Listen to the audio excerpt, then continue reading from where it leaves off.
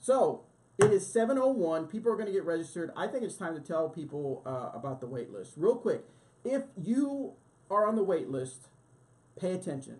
Stop watching NCIS. Stop watching TV. Turn up the volume. Take a listen. If you know somebody that needs to know about this that's on the wait list, share it out. Click that share button. Put it in their Facebook Messenger. Put it in their personal news feed. Let them know they need to know this information. Doug. Okay. What can we tell these people that are on the wait list that want to get into Glassbone Open? So first and foremost, let me preface this by saying that last year we had 6 pools, played at 6 courses, had 184 players at each course, and we had a wait list last year of about 300 folks.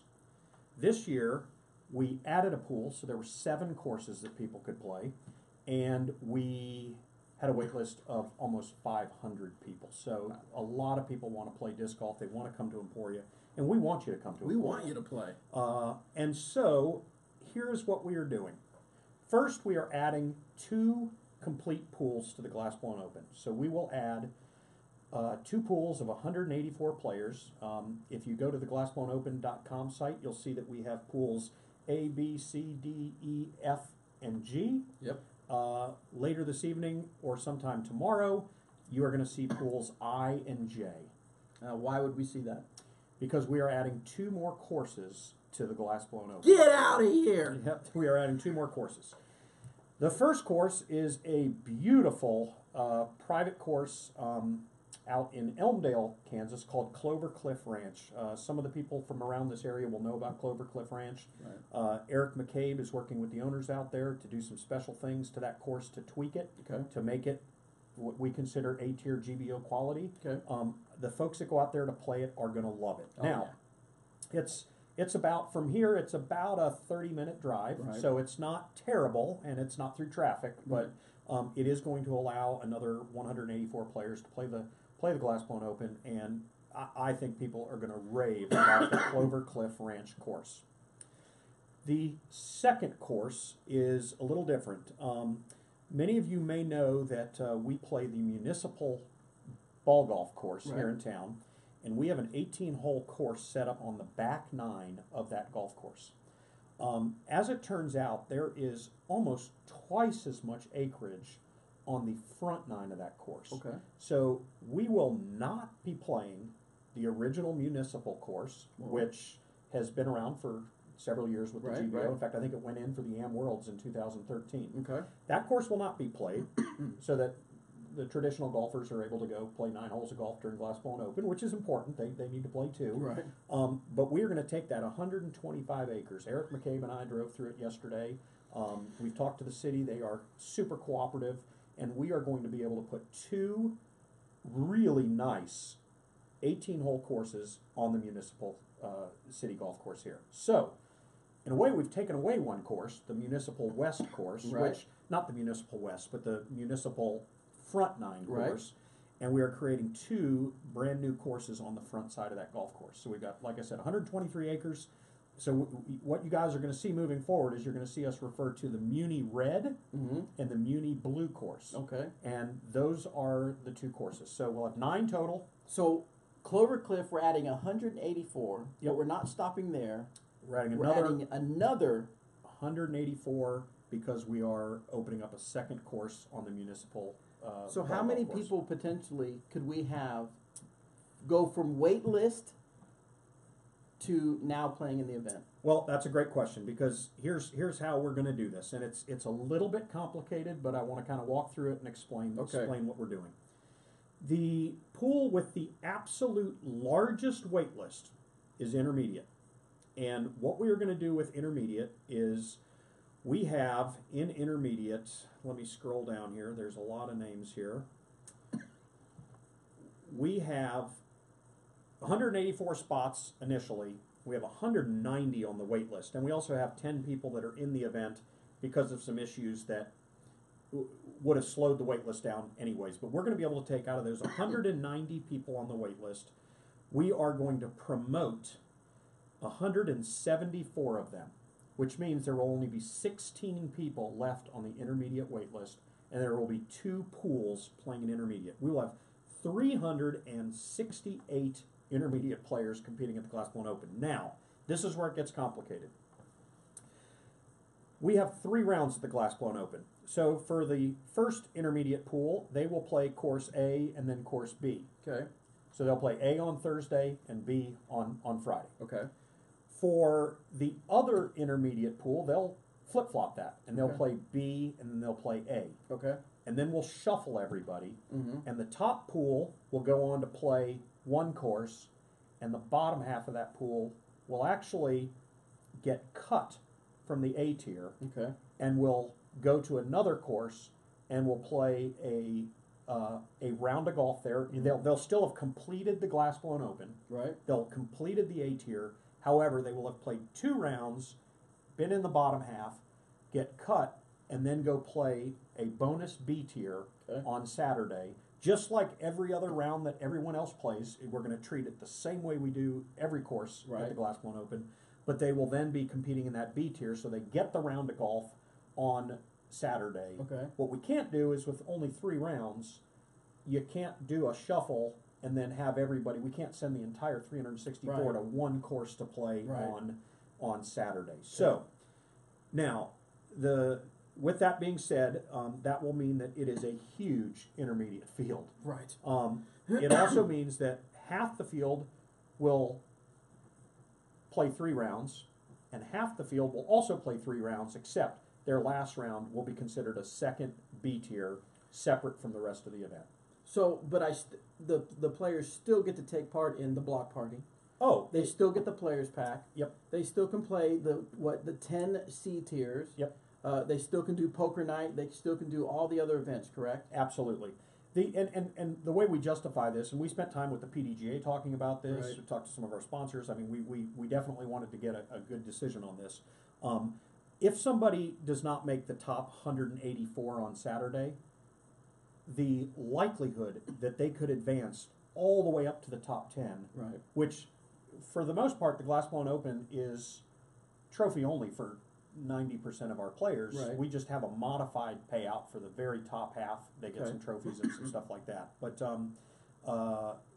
that seemed to be the best way to get 184 more intermediate disc Right. golfers into the event. Now, the one downside on that is that there will be some people that have already gotten into the event, and they could say, hey, wait a second, I got into the event, and now there's a chance I might get cut out of my field Right. and have to go play this B tier. Right.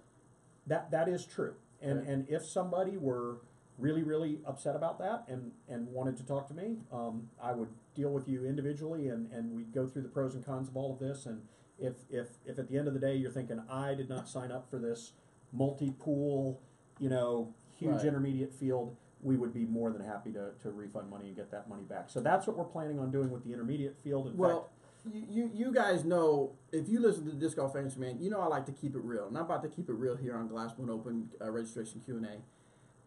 We just worked it out to where we can add nearly 368 people from the waitlist into this incredible event. I would hope that someone would be okay if we did a little bit of finagling. Obviously, like you said, you worked it through the PDJ, that you would still be happy to come play the Glass One Open. I think this is amazing. I was so super excited when the discussions came up for this. Yep. So let me make sure I understand the cutoff. So after 2 rounds, there's a cutoff. And then if I don't make that cutoff, then I move to the B tier. Correct? that is correct. On Saturday, you'll be your score will show up that you've still played that A tier, Right. and you finished 190th. Right. And it'll show 2 rounds of golf, but you did not make the cut to play that final round. But what you did do is you are now in that bonus B tier where you can compete in that B tier. Just like the only difference is that you're going to show results on 2 different tournaments. Right. You'll see it on the B tier and then on the A tier, still playing 3 rounds of golf. So, but if I make the cutoff and if I don't make the cutoff and I end up having to play the B tier, statistically speaking, you're not taking away my chances to have come back and do better in the in the A tier, right? We are. Okay. We are. If you're in 185th place, Okay. you at that point are not going to be eligible to win the A tier. But if anybody can go find me a tournament on the P, now someone might try to do this, Right. but trust me, you're not seeing people move from 185th to 9th place. It just in my 20 years of being around disc golf, I've never seen anything that Right, that's what I'm dramatic. getting at. No one's going to go from 195th place and say you cheated me out of my chance to be a top 10. That's right. And hey, during that B tier that the bottom half of the intermediate field plays, Right. we're still going to do win your card prizes. We're going to do some special stuff for that. I mean, trust me when I say that if you do this, and here's another thing, I wonder how many of the 368 intermediates, I would hope that all of them in the back of their mind think, oh, I could win. Right. But I also know for a fact that a lot of people come to Emporia to play the event and to experience everything else. Right. And this just gives more people a chance to do that. Exactly. I just can't wait to see how that all works out. So that's basically getting, which means that if you are number 1 all the way down to 174 on the wait list for intermediate, you are sometime by the end of the day tomorrow going to get an email saying you are in the event. So that brings me to my next question. So what's the next step? Do the people on the wait list have to do anything at all to make it happen? If they're on the intermediate wait list, they don't have to do anything. The 16 people that are still on the wait list, trust me when I say things happen and people will withdraw and things like that. Mm-hmm. I would not be surprised if by the time we get to the event, I would love to see both pools filled, but we may have a few people missing. So that's what we're doing for the intermediates.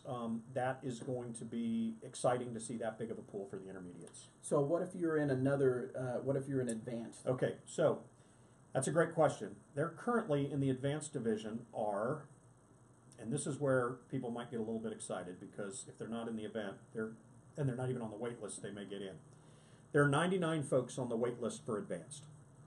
We will have a pool, the advanced pool, which I believe is Pool D. Okay. Is going to be 184 advanced players. The 9th pool that we're creating, which is Pool I, we are going to open up spots for 144 more advanced players. 99 of them on the wait list, which means everybody on the wait list in the advanced division is going to wake up tomorrow or sometime tomorrow during the day. They're going to get an email. And it's going to be Christmas. Yeah, and they're going to get an email saying you're in the event.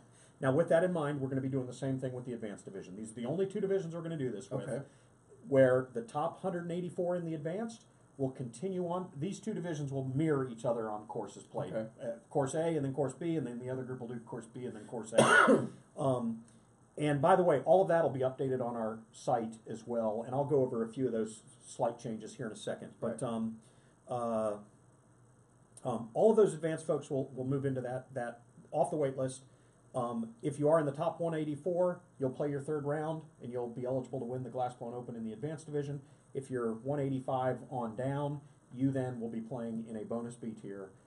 And again, same setup as the intermediate golfers. All of the same cool stuff that'll happen at the GBO is going to happen. It's just that if after 2 days of competition you're in 185th place or worse, you're not going to be eligible to actually win the title. Awesome. If you're just tuning in or if you tuned in late, I want to kind of fill you in. We're doing a GBO registration Q&A right now. For about 15 minutes, registration has been opened up for everybody. It went from 121 to now 142 in the pro division, so people are getting signed up. Make sure you get signed up because that's going to continue to climb, and then there won't be any spots available. Also, we've announced that Doug has worked his magic, and he's made it to where we're adding 2 courses to the Glassbone Open event, which will potentially be able to add roughly 368 more players that are on the wait list. Right now we're kind of going over some of the intricacies and the details behind it.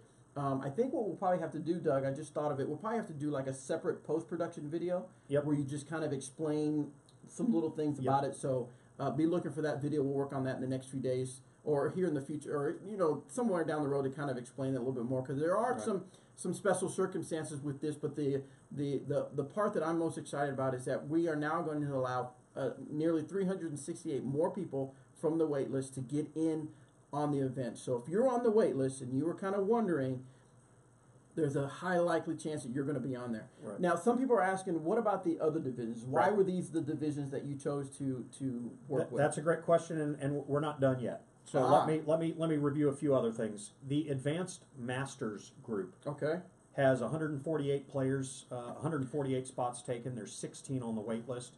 all of those 16 on the wait list, we're going to promote into the event. We're actually going to be opening up 148, 58, 64, about 20 spots in advanced masters will become open. Awesome. Because what we're doing is we're taking the advanced senior grandmasters, and we're moving them into one of the pools that we have the advanced golfers play in. Okay. And they'll be in an A tier the whole week, but we're also going to get the 4 people off of that wait list and in. So if you're on the wait list in advanced masters, or advanced senior grandmasters, sometime before the end of the day tomorrow, you're going to wake up and be in the event. That's awesome. Now, with that being said, and I'll go back to the divisions that we are not able to enlarge the size because of course restrictions. One of those is the advanced grandmasters. Okay. So in advanced grandmasters, we did add 4 spots to it earlier this week. The wait list was at 21. We're down to 17. So if you're an advanced grandmasters, 50 plus playing amateur, you're going to still be on the wait list, but 17 on the wait list. It's way too early to count yourself out if you're on the wait list. Yep. And then I did mention the advanced senior grandmasters, the 60 plus. All of those folks are coming off the wait list. Right. The intermediates, none of the women's divisions have wait lists, although they're getting close. If you are an intermediate woman, an advanced masters woman, there's just a handful of spots in each of those fields, so you want to check those out. Okay. The one field that unfortunately there just wasn't anything to do at this point, and maybe next year we'll look at another course, but we could get 2 more courses, is there are over 100 people on the rec wait list. And if you are a recreational golfer on that wait list, we unfortunately we're not able to do anything for that group. Now what I would do though is I would encourage those folks that if you're playing rec and you think maybe, I could play intermediate, get on that intermediate wait list. If you're intermediate and you're thinking, boy, now there's spots in advanced, there are open spots in advanced. There are also going to be 40 or so open spots in advance that someone from the rec field could sign up and play in. You know, there are going to be some more spots where people could go sign up. Unfortunately, it's not going to be in the recreational division for this particular year. Next year, we'll always look at making things better, but, all things considered, we're going to end up with 16. I think I did the math. We have the ability to put 1,656 disc golfers on 9 courses in the Emporia area in April. Someone brought up something interesting. Will Emporia have enough room to house all those people? Well, we have one of the hotels over here got what's the word I'm looking for? They completely went in and changed a hotel, and I don't want to bring up too much of a sore spot with some folks, but the Knights Inn last year we had some issues with. They are now the Avaste Inn and Conference Center. They've got a ton of rooms. Jeremy Rusko and I actually toured the hotel a couple weeks ago to see where they're at with the renovated. That's the word I was looking for. Renovated. Here's another thing: is that 2 years ago in 2016, the Flint Hills Inn was closed, the La Quinta was closed, the Hampton hadn't opened up, and the Knights Inn was not even the Knights Inn back then. It was in awful shape. Right. But since that time, we have got tons of rooms at the Hampton now. The La Quinta, the Flint Hills. What is it now? It's Quality or Comfort or one of those. And then the Hampton Inn opened up brand new. So we trust us when we say we looked at that and we wanted to make sure, is there enough room in Emporia to support 1,600 golfers, 1,656, and there are. However, the early bird catches the worm. Get it now. Get your reservations now because I know it's going to happen. People are going to get on. Oh, we haven't mentioned the GBO app. Make sure if you haven't downloaded yet, go to your Apple App Store, Google Play, and download the 2018 GBO mobile app. I know what's going to happen. People are going to be waiting to the last minute, and then they're going to be, hey, has anybody got any room? Anybody got an open couch, open floor? So make sure you try to make plans as soon as possible, as soon as you can. Yep.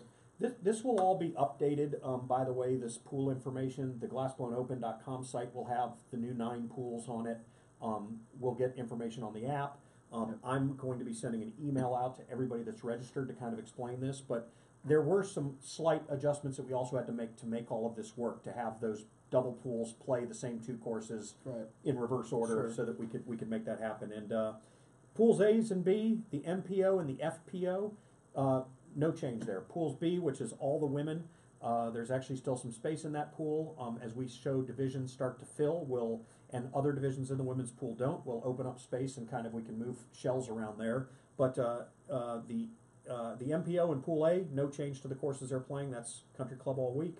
Pool B, the women, there's no change there. You guys are playing Swope out in Cottonwood Falls, followed by Jones East, followed by Peter Pan.